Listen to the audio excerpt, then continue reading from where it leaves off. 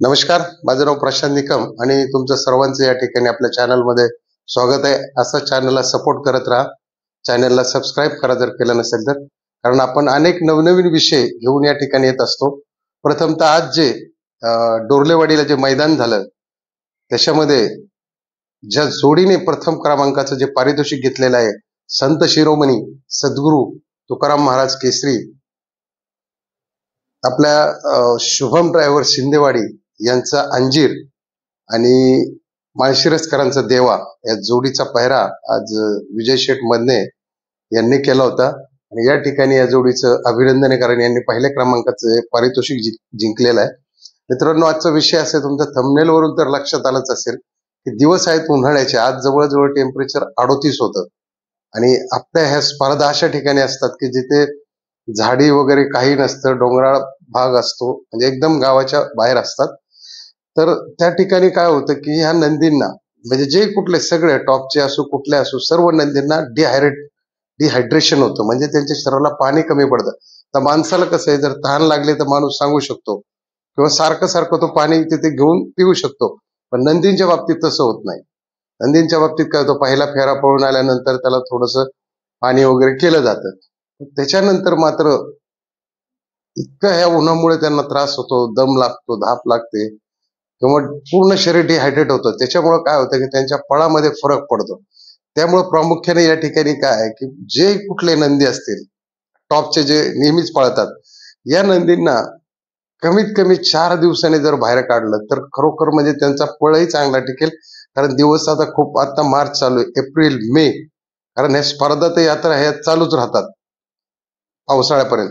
तर त्याच्यामुळं कसं आहे की हे जे नंदी आहेत, मग तुमचे सगळेच असतील नंदी त्याच्यामध्ये, तर त्यांना 4 दिवसाने वगैरे जर बाहेर काढलं तर त्यांचा स्टॅमिना सुद्धा या ठिकाणी टिकून राहील आणि त्यांचं शरीर सुद्धा डिहायड्रेट होणार नाही.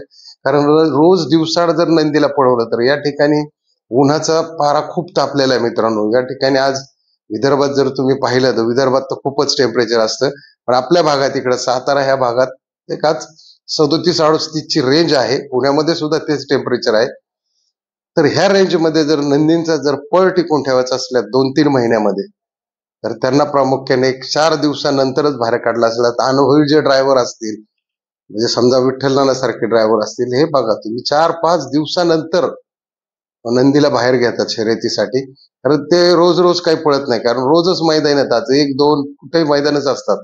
16 तारखेपासून तर कंटिन्यू मैदानच चालू आहे.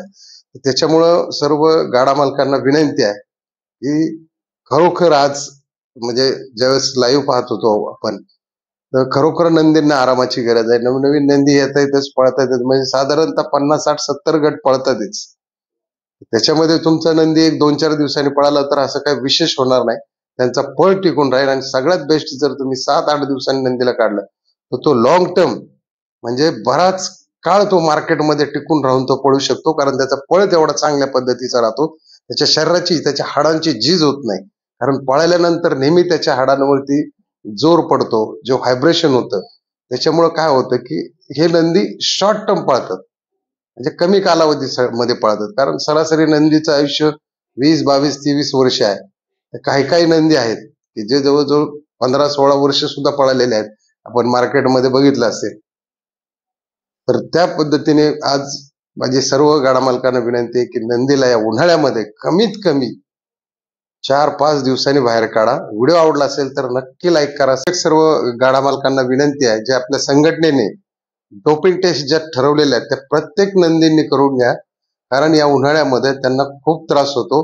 असे काही मेडिसिन्स, काही ड्रग्स, काही स्टिरॉइड किंवा काही अंमली पदार्थ दिल्यानंतर त्यांना त्यांच्या शरीराची डबल झीज होते आणि शरीराच्या पूर्ण, म्हणजे रक्तवाहिन्यावरती ताण येतो, हृदयावरती ताण येतो, म्हणजे तुमच्या चांगल्या नंदींना सुद्धा फटका बसू शकतो.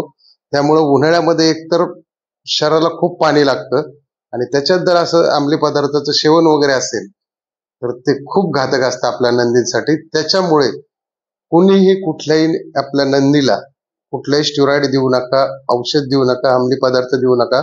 संघटनेने ज्या डोपिंगच्या टेस्ट करायला सांगितल्या त्या पण करून घ्या, जेणेकरून तुमच्या नंदीवरती कुठलाही आरोप होणार नाही, अशी माझी नम्र विनंती आहे. आणि पुन्हा एकदा, जर व्हिडिओ आवडला असेल तर लाईक करायला विसरू नका. जय हिंद, जय महाराष्ट्र, जय बैलगाडा शर्यत.